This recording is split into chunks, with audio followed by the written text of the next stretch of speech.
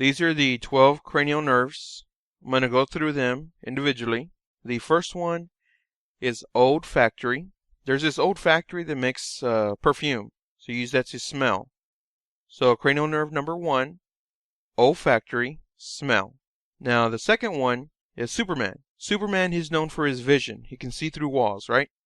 So cranial nerve number 2 is optic, and that's for vision. Number 3, this one, as we mentioned, there's a whole bunch of different movements. Up, down, up and inward. And there's a whole bunch of motors doing this. So number 3 is ocular motor. Upward, medial, downward, up and in. Now the only one it doesn't do is down and inward.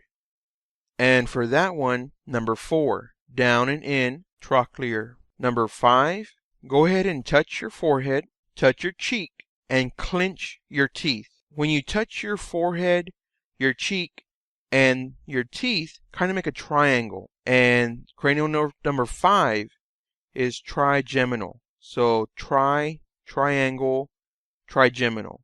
You're going to look side to side. And by doing this, you're abducting the eyes from a position to the extreme, left and right. So since you're abducting the eyes from the normal position, it's abducens. Number 6. Another way to remember this, the word ab, like a six-pack, somebody who's got muscles. So abducens, ab, six-pack, cranial nerve number 6. The next one is a smiley face. And with the smiley face, go ahead and stick out your tongue and smile. This is number 7. 7 is facial. It's the taste for the anterior 2/3 of the tongue, the part that sticks out. That's what you taste with, and smile. Now another way to remember this, you have 2 ears, 2 eyes, 1 nose, 1 mouth, and 1 tongue. So that's 7 objects. You can pick any other 7 objects as far as your face goes, but remember 7 facial, and remember to smile. Now the next one is number 8. Now this guy, he's pretty old. He's 80 years old, and he has a really hard time hearing. And he also has 8 different colored canes. So it's number 8 for acoustic, and this is used for hearing and equilibrium. That's why he needs his 8 canes. The next one also has to do with the tongue, but instead of the anterior, it's the posterior. So the back portion of the tongue, 1/3 of the tongue. Now this one, it's a really long name, and it usually takes, a very long time. I normally say, 9 minutes to say it, and that's of course an exaggeration, but it is 9, which is glossopharyngeal. Long word. So it takes 9 minutes to say it.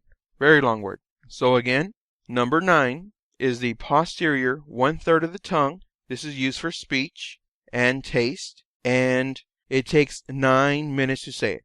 Glossopharyngeal. So go ahead and take your time when you do that one. Now we're going on to number 10. Number 10 has to deal with digestion and slow heart rate. Number 10, since it has to deal with digestion, vagus rhymes with anus. And you use this for defecation. So remember, 10, vagus, rhymes with anus. This is for digestion, which leads to defecation. And this also for the slowed heart rate. So we're moving on. Now number 11, I don't know. I don't know what number 11 is. With this one, go ahead and shrug your shoulders. And this is for spinal accessory. So number 11, I don't know what it is. Shrug your shoulders for spinal accessory. Now the next one, it's really hot day. So it's a really hot day, 112 degrees outside. You're trying to cool yourself off. This is the 12th ice cream cone you've had. So it's cranial nerve number 12. This is the hypoglossal, which is for tongue movement. Since it's so hot, you're trying to eat all of your ice cream. You don't want any of it to melt or get on your clothes or nothing like that. So you're eating this ice cream as fast as you can.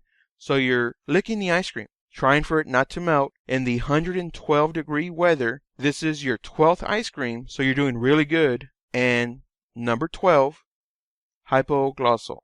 And that is all 12 cranial nerves.